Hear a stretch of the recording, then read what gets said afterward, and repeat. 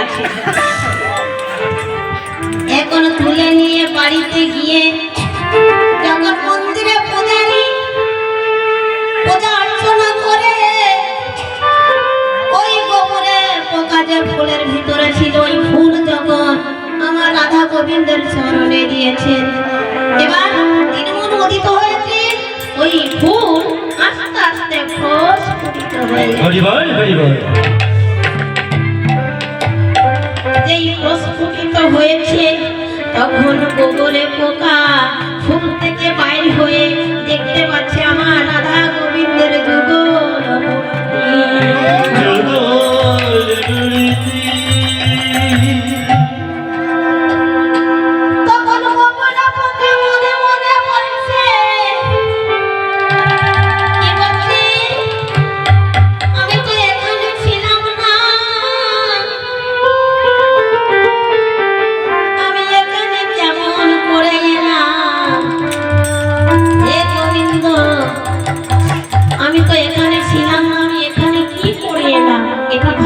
বিষয় না মা, কোথায় থাকতো গোবরের মধ্যে, তারপরে গেল সরোবরে ফুলের মধ্যে, তারপরে এখন রাধা গোবিন্দের চরণে এসেছে আর রাধা গোবিন্দের যুগল রূপ দর্শন করেছে।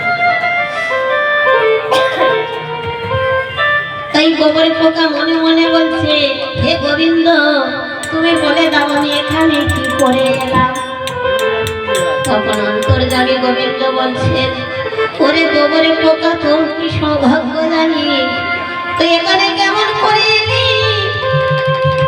তুই তো সরোবরে ছিলি তোর বন্ধুর সঙ্গে এসে, সেই ফুলে মধু ছিল, তুই জানিস না অন্য ফুলে মধু আছে, প্রথম গেছে তো তুই তো এক ফুলে বসেই তো বিভোর হয়ে গেছিস।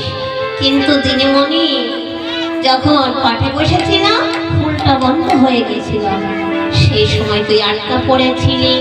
এই পূজারী বাবা স্নান করে ফুল তুলে যখন গোবিন্দের চরণে দিয়েছে, আমার চরণে দিয়েছে, তখন তুই আমাকে দর্শন করতে পারলি, আমার চরণে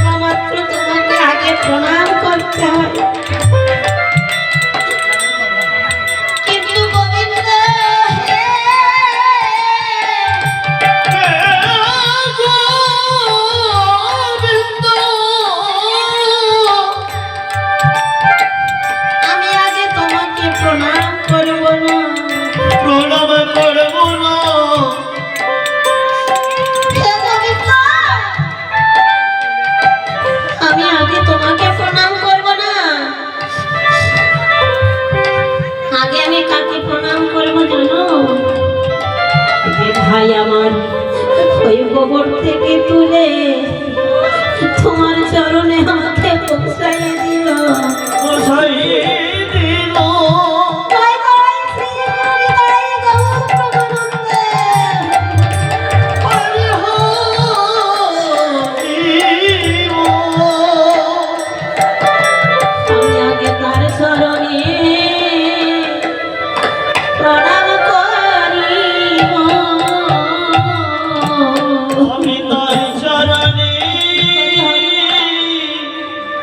প্রণাম করিব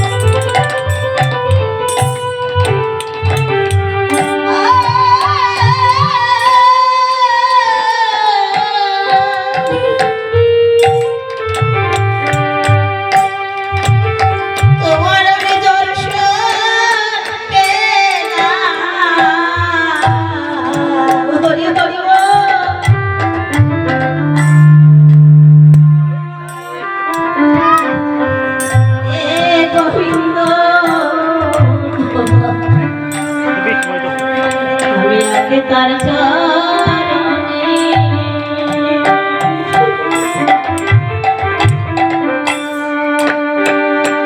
তার চরণে প্রণাম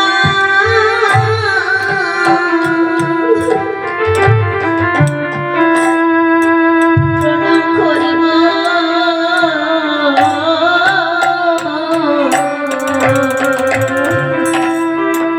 আমি যার চরণে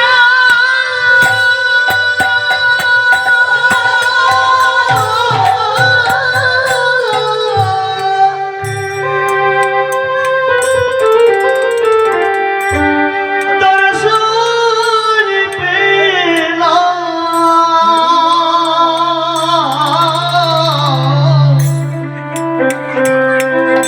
তার চরণে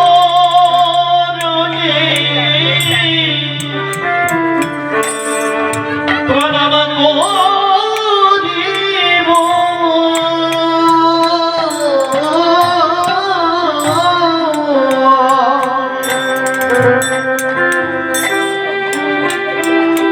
গোবিন্দ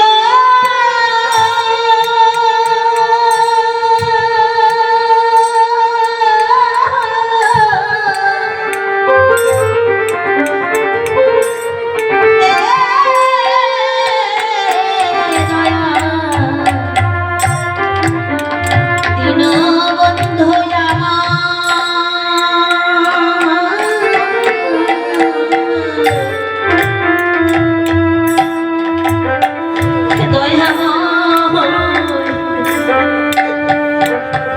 আমি তোমার চরণে আগে প্রণাম করবো না, প্রণাম করবো আগে তাকে যার জন্য আজকে আমি তোমার চরণ লাভ করলাম। বিদায় গো। হরি বল, হরি বল।